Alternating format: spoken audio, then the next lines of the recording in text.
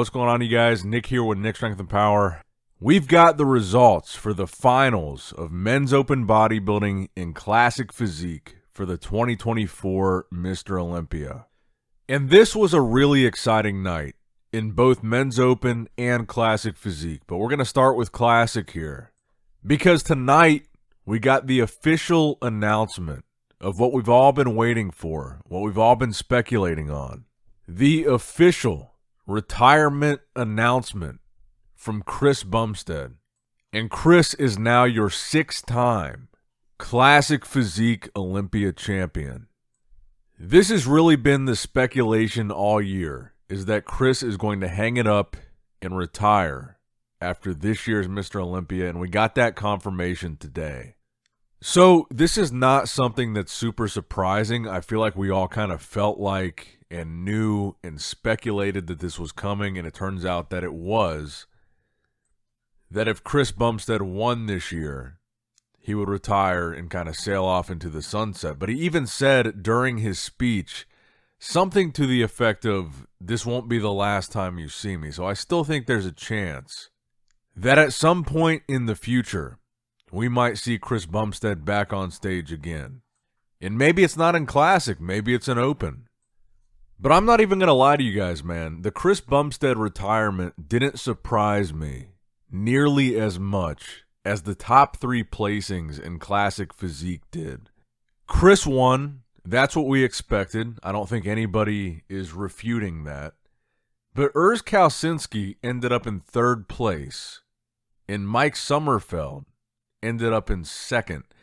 I really felt like this was the best Urs that we had ever seen. I really felt like he was going to be in that top 2 spot. And no disrespect to Mike Sommerfeld, I really felt like this was between Urs and CBum. So I was actually really shocked. I was actually more shocked about this than Samson winning the Open. I really felt that Urs put together a really competitive package. I think it was his all-time best, and I really thought this was going to be his shot to be a top 2 guy. And frankly, I'm still really surprised that he wasn't top 2 here. And again, no disrespect to Mike. I think Mike has a great physique, but I thought this was, and you guys can let me know in the comments below if you agree or disagree, but I thought this was by far the best Urs we'd ever seen. And I felt like for sure, after we saw Ramon ending up in 4th place, Breon ended up in 5th, and man, I feel so bad for Wesley Vissers. Not really close to his Arnold Classic look. Wesley Vissers ended up placing 8th here. Michael DeBull was in 7th. Jose Manuel Munoz was in 6th. Breon in 5th. Ramon Dino in 4th. Urs Kalsinski 3rd. Mike Sommerfeld 2nd. And Chris Bumstead obviously winning. This was a really interesting year at the Olympia as far as the judging and the results go. I don't think anybody, after watching the Arnold Classic, had Wesley placing worse than he placed last year. He placed 8th this year. He placed 7th last year. So that crazy version of Wesley that we saw at the Arnold, he didn't bring that same package to the Olympia. And he placed actually worse than last year, which is crazy. And then Ramon, you would think that if it wasn't Wesley that was going to be the guy that pushes Chris, it would be Ramon. And Ramon was in the 2nd call out. He was 4th here. So this Classic Physique division got kind of completely flipped on its head. And then it's even weirder because Chris announcing his retirement this year, Mike Sommerfeld being 2nd place, that kind of puts Mike as the next in line guy to win the next title. And again, no disrespect to Mike, but I see these guys like Urs, Ramon, Wesley. I really see it being one of those guys that is potentially the next Classic Physique Olympia champion. And looking at it, Chris won 6. He's gone now. And I don't see Mike as being the next guy that comes in and is the heir to Chris. But I'm very curious to hear what you guys think in the comments down below. I honestly was shocked when they called Urz's name for third place. I really thought he was going to be top 2 this year. By far, the best Urz we've ever seen. Improved, bigger, fuller, better conditioning. I mean, I don't know what else Urz could do to be any higher. He was great here. And then on top of that, seeing Ramon in the second call-out, seeing Wesley place 8th. I mean, what an interesting year at the Olympia. I don't think anybody saw the Olympia going this way in classic physique. And now let's get into open bodybuilding, because open bodybuilding was just as interesting. Now, obviously, Samson Dauda taking the win is a massive story. And you really got to give props to Samson, because in hindsight, what a power move it was for him to pose at the press conference when he was asked the question, why do you deserve to be Mr. Olympia? And he said, does anybody else think I don't deserve to be? And if you do, come up here and pose with me. And he took his shirt off. He started posing. So now, in retrospect, what a badass move that was. And then he ended up winning the whole thing. Now, personally, I'm a little bit surprised, because I thought if Derek lost the title this year, I thought for sure it would be Hadi that takes it from him.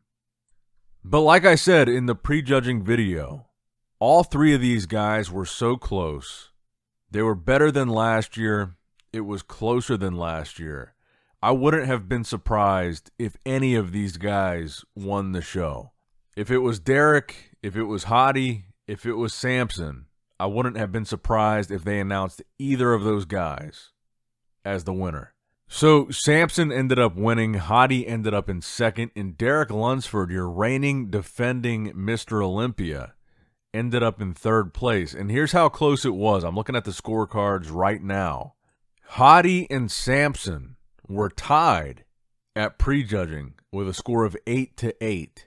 And then Samson ended up winning in the finals with a score of 6 to Hadi's score of 9.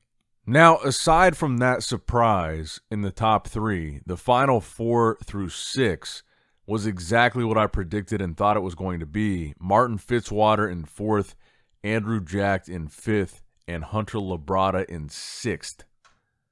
And if you guys are wondering about Rafael Brandau, he ended up in 8th behind William Bonac, who actually took 7th place here. And rounding out the top 10, Brandon Curry actually took 9th, and in 10th place was Akeem Williams. But as far as Samson winning, I think Samson has a great physique. He was the biggest guy of the 3, the tallest guy of the 3, maybe the most aesthetic guy of the 3, the heaviest guy of the 3, between him, Hadi, and Derek.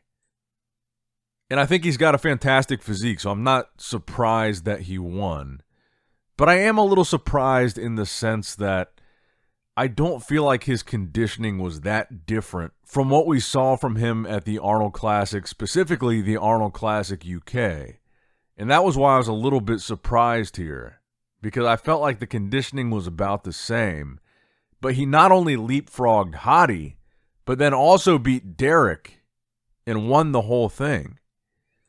So I was a little bit surprised in that regard, but I still think Samson is a deserving champion. He's got everything that bodybuilding fans want to see. He's very reminiscent of that old school kind of Lee Haney-esque physique, but way bigger than Lee Haney was. He's like 300 pounds. He's tall. He's aesthetic. He's got great flow. And people have been making this argument for Samson winning for years, and I kind of wonder if we're setting a new standard now for men's open bodybuilding with Samson winning this year, because I think we would all agree that clearly Hadi Chupin was the most conditioned guy out of those 3. I don't think anybody watching this disagrees with that Hadi was the most conditioned guy in the top 3. So with Samson winning, are we saying there's a new standard now, and maybe conditioning isn't as important as it was before, And maybe now we're looking at aesthetics more. Maybe now we're looking at flow. Maybe now we're looking at tall, size, mass with class, as they say, and not a shorter, blockier physique like a Derek or a Hottie.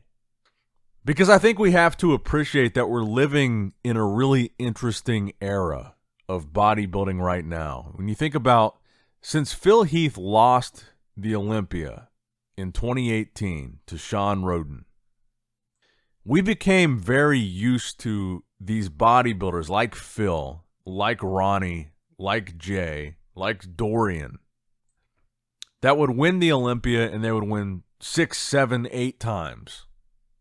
They would go on a run, and that block of years was like their Olympia.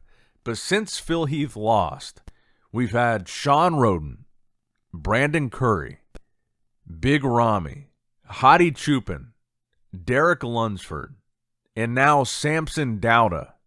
That has been 6 different Mr. Olympias since the last time that Phil won. We haven't seen a guy in this new era of open bodybuilding that dominated like Phil, like Ronnie, like Dorian. We haven't seen a guy win the title and just go on a crazy run where he's the new standard, he's winning every year. We haven't seen that, and it's a really interesting time to be a bodybuilding fan and see what we're seeing right now, where almost every year there's a different champion. And if you really look back at the last 6 years or so and look at how different all of those physiques that won over the last 6 years, when you look at Ramy compared to Brandon, compared to Sean Roden, compared to Hottie, Ramy and Hottie are 2 very different physiques. Ramy and Brandon are 2 very different physiques. Ramy and Samson are 2 very different physiques. Derek and Hottie, very different. Derek and Brandon, like, they're all so different. And it kind of makes me wonder, like, is the standard changing going forward in men's open bodybuilding? And maybe is that standard influenced at all by classic physique? Because Samson was not the most conditioned guy in that open Olympia lineup, but he was certainly one of the biggest. And he also had really good lines, shape, aesthetics. So is that more what we're looking for now in open bodybuilding? Is the biggest guy that's the most aesthetic at the same time with great lines? Because I think you guys would probably agree that Samson was not the most conditioned guy of those 3. And I'm so curious already to see what happens next year, because I feel like we're not in an era yet where we found the guy that's the new standard that's just going to win year after year after year after year. The next Phil Heath, the next Ronnie Coleman. We're in this era where I feel like we're still trying to find that next guy. And I kind of wonder if Samson is going to be that next guy. Because I feel like throughout the history of the Olympia, that's kind of how the Olympia title has gone. You've had all these guys with like a long stretch. Arnold, Lee Haney, Ronnie, Dorian, even Jay, even Phil. You have these big legendary names that go on a run and they just keep winning. In this new era right now, we just haven't had that. It's almost every year now. Since Phil lost, we have a different champ. And it's kind of a weird thing, because when you've got somebody like Phil and they start to go on a run, after so many years, the fans get tired of them and they root for the underdog. They root for them to get beaten because they're tired of seeing them win. But I think on the flip side of that coin, I feel like it's exciting for bodybuilding to see a guy like Phil. And I want to see the next guy in open bodybuilding that's going to go on a run and just win and win and win. And we don't see this title change hands like every single year. I want to see a guy have a little bit of a streak. So let me know what you guys think in the comments down below. Not surprised about Chris winning Classic. Not surprised about Chris retiring.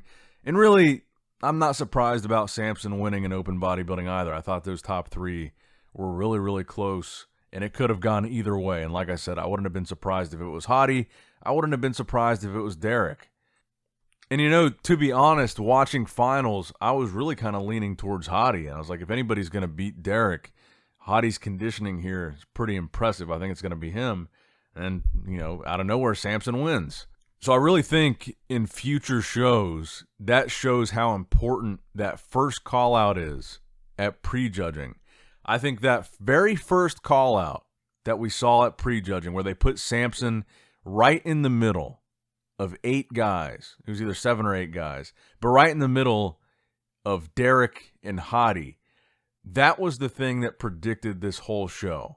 That's the thing that's been in the back of my mind the whole time I was watching this Olympia, was, well, they put Samson right in the middle at prejudging in that first call-out between Derek and Hadi.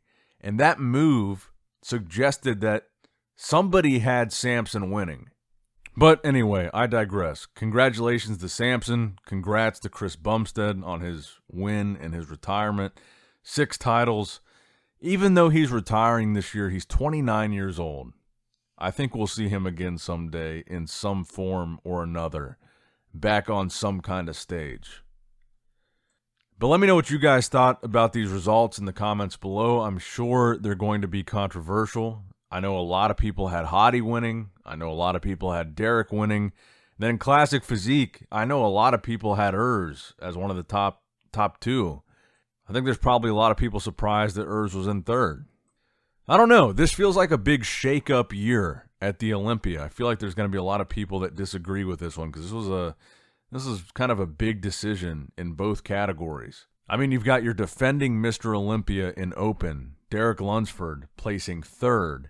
And you've got last year's runner-up, Ramon Dino, in Classic Physique, in the 2nd call-out in 4th place. You've got the Arnold Classic champ, Wesley Vissers, all the way back in 8th place. There was a lot of interesting judging calls here, and I'm curious to hear what you guys think in the comments below. So make sure you like the video, subscribe to the channel, click that bell notification icon if you have not already. And as always, I love you guys, appreciate you guys. Nick Strength and Power, signing out. All right, guys, don't forget to click that like button and subscribe to this channel if you enjoy the content. Also, check out my Instagram at NickStrengthPower. My Facebook page, which is simply Nick Strength and Power. My secondary YouTube channel, Nick Strength and Vlogs, for vlogs and bonus content that you will not see on this channel. And consider subscribing to my 3rd YouTube channel, Nick Strength and Pokemon, which is all things Pokemon and trading card games, completely unrelated to this channel. So if you're into that, give that one a look. And all links to merchandise and social media will be in the description box below. If you guys want a Nick Strength and Power t-shirt, that will be in the Shopify link below. Have a great day.